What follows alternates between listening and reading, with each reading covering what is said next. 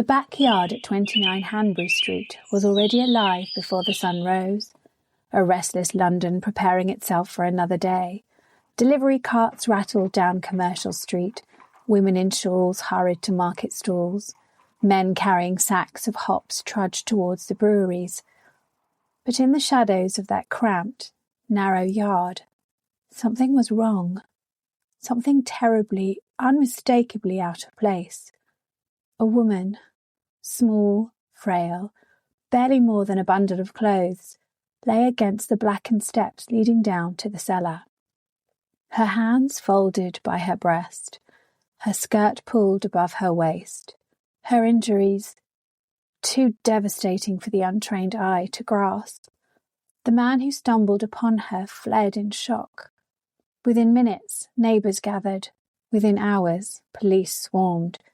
Within days, all of England would know her name, though not her story. Not really. That woman was Annie Chapman. History remembers her as the second canonical victim of Jack the Ripper. But Annie was not a curiosity, not a symbol, not a stepping stone in a killer's timeline. She was a wife, a mother, a sister, a woman ravaged by illness and heartbreak long before the knife ever found her. Tonight, we don't follow the killer. We follow the woman through her life, her losses, her final hours, and the truth the Victorian newspapers never cared to print, that Annie Chapman mattered. Welcome back to the Eclectic. I'm your host, and tonight we continue our journey through the stories of the women history pushed to the margins. This is The Women of Whitechapel, a series where we restore humanity to the 5 known victims of the Whitechapel murders, beginning not with the monster who stalked them, but with the lives they lived, the hardships they endured, and the world that failed them. Last time, we walked beside Mary Ann Nichols. Tonight, we honour another woman whose life was fractured long before it was ended. This is the story of Annie Chapman. In 1888, Victorian London fixated on the unknown killer haunting the East End. But the women he murdered were real people, not shadows, not unfortunates, not symbols of vice. They were mothers, daughters, wives, workers, dreamers, survivors. This series tells their stories, and tonight we bring Annie Chapman back into the light. Before Whitechapel, before Dorset Street, before the illness, the grief, the drink, there was a small girl named Annie Eliza Smith, born on the 25th of September 1840 to George and Ruth Smith. Her father was a soldier with the 2nd Regiment of Life Guards, a career that sounds glamorous but was marked by discipline, injury, and absences. Later, her father would become a valet. Annie grew up in a working-class household with structure, routine, and expectations. She was the first of 5 children and was described as gentle, polite, well-behaved. Her brother Fountain said that Annie first took to drink when she was quite young, quickly developing a weakness for alcohol, in particular rum. 2 of her sisters and her brother convinced Annie to sign the pledge to refrain from drinking. But the disease had taken control, and Annie was tempted again and again. Despite this, she learned to sew, she learned domestic work. She learned the things Victorian society expected from a young woman with limited prospects. And then she met John Chapman. He was a coachman, a respectable, stable trade. Steady pay, steady hours, steady life. They married in 1869 and moved into genteel domesticity, a neat house, regular income, respectability. For a time, Annie had everything Victorian England told her she needed to be content. The Chapman had 3 children: Emily Ruth, Annie Georgina, and John Alfred. Motherhood was physically demanding, exhausting, but Annie loved her children. Yet beneath the surface, cracks formed. Their son John was a cripple, a condition Victorian medicine treated with fear, shame, and institutionalisation. The Chapmans sought medical help for their son at a London hospital, before later placing him into the care of an institution. Their daughter, Emily Ruth, died in 1882 of meningitis. She was just 12 years old. The grief was immense. It broke Annie in ways she could not hide. She turned increasingly to alcohol, not out of vice, but out of pain. John, her husband, began to drink as well. Their marriage buckled under shared trauma and shared dependency. Arguments grew. Money dwindled. Alcohol was both her comfort and her curse. By the late 1884, Annie and John separated. He provided her with modest maintenance payments, enough to survive on, just barely. But when John died in 1886, those payments stopped, and with them, the last structure in Annie's life collapsed. By 1886, Annie's health was spiralling. She suffered from tuberculosis, known then as consumption, bronchitis, chronic malnutrition, chronic ill health related to long-term alcohol dependency. Her body was failing, her mind was fraying, her options were vanishing. She drifted into the East End, the very place desperate women went when they had nowhere else. Whitechapel was a tangle of slums, narrow courts, lodging houses, vermin, sewage, and cold, damp air that seeped into your bones. The newspapers would later label her as an unfortunate, Victorian code for a sex worker. But the truth deserves more nuance. Annie earned some income from crocheting, making antimacassars, and working as a flower seller. Annie sometimes sold sex, but it wasn't a profession. It was survival. A transaction for a bed, a meal, a drink, a few coins. The streets became her refuge and her prison. Annie took to lodgings at Crossingham's lodging house at 35 Dorset Street, the most notorious street in London, once called the worst street in the world. Crossingham's was a long, dark, airless building with rows of beds, a kitchen thick with tobacco smoke, and an atmosphere always on the edge of violence. A bed cost 4p. A double bed, shared with a stranger, cost 8. If you couldn't pay, you slept upright on benches slumped over a rope, known as 2-penny hangover, or wandered the streets until dawn. Annie was often unable to pay, often hungry, often sick, often shaking from alcohol withdrawal. Yet people remembered her as polite, soft-spoken, quietly respectable, a woman who never used profane language. Even broken, she retained dignity.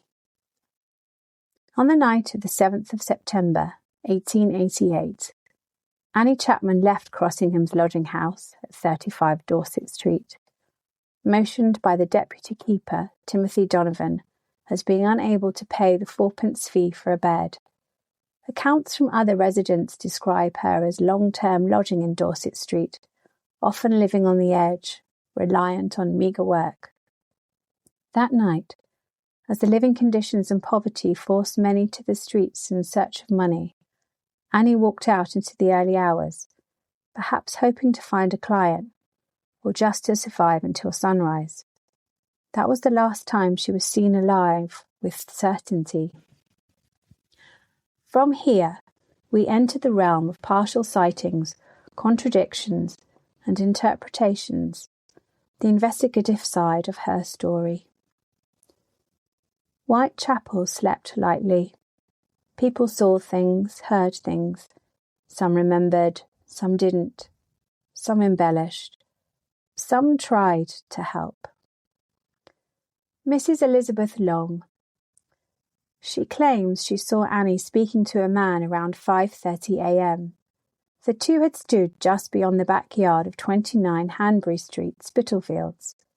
She described him as dark-haired and of a foreign, shabby, genteel appearance, wearing a brown, low-crowned felt hat. He said, "Will ya?" Annie replied, "Yes." But Mrs. Long heard the Spitalfields church clock strikes 5:30, just as she passed, meaning Annie was alive later than the medical evidence would suggest. Albert Kadosh lived next door at 27 Hanbury Street. At roughly 5:15 a.m, Albert entered the yard of the property to use the lavatory. While in his yard, he heard a woman's voice say, "No, no!" A heavy thud against the fence as if someone or something had fallen against it. These sounds may have been Annie, or they may not. Kadosh himself admitted uncertainty. He did not investigate the sounds. John Richardson. He came to check the locks behind his mother's property at about 4:45 a.m. He sat on the steps next to where Annie's body was found, and saw nothing. If Richardson is correct, Annie wasn't there yet. If Mrs. Long is correct, Annie was alive at 5:30.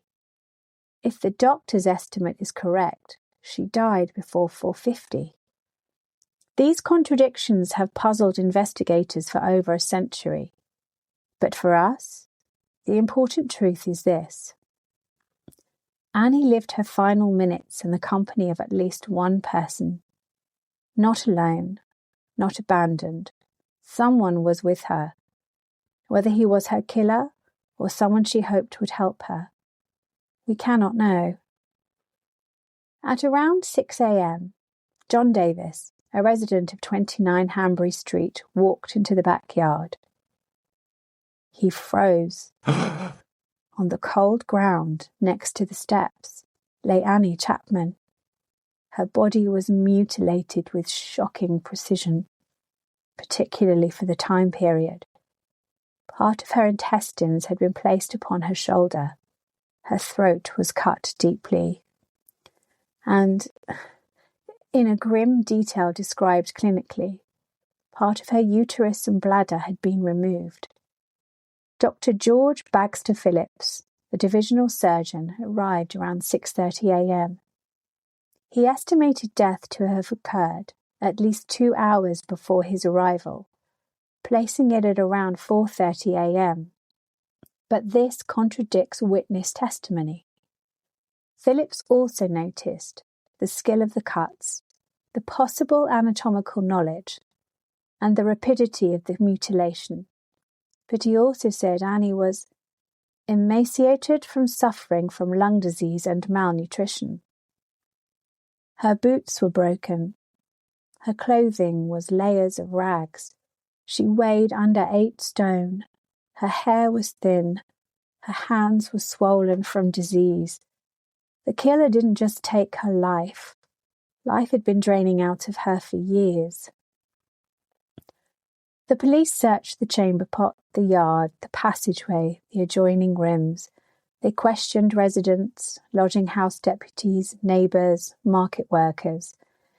They found 2 farthings, a piece of muslin, a broken comb, a leather apron, later determined unrelated. Police noted her 2 cheap metal rings were missing from her fingers. Whether they were removed by the killer or by someone after her death, it was never established. Public panic surged. The newspapers exploded with headlines. Politicians argued. Moralists blamed prostitution. and the killer's legend began to crystallise in the public imagination. Through it all, Annie faded into the background, a name overshadowed by frenzy. On the 14th of September 1888, Annie Chapman was buried at Manor Park Cemetery in a private ceremony paid for by her family. Like Mary Ann Nichols, her grave has no surviving marker. A memorial plaque now exists at Manor Park, though the original grave itself no longer survives. The cemetery later reused the burial plot, a common Victorian practice. Annie's daughter, Annie Georgina, attended the funeral. Her surviving family mourned quietly, away from the crowds, away from the gawkers, away from the public spectacle her death had become. Annie deserved more than scandal, more than sensation, more than a footnote. She deserved remembrance. Annie's life, if viewed only through the lens of her death, would appear tragic and hopeless. But that's not the whole picture. She was a mother who loved her children, a woman who endured heartbreaking loss, a survivor of illness and poverty, a person who kept going long after others would have given up.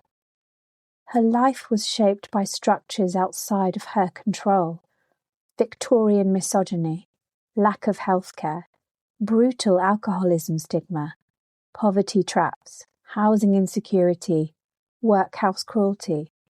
Her death was horrific, but her life was full of humanity. When we speak her name today, we restore some of what was stolen, not just by the killer, but by a society that preferred to sensationalise her final moments instead of understanding her struggle.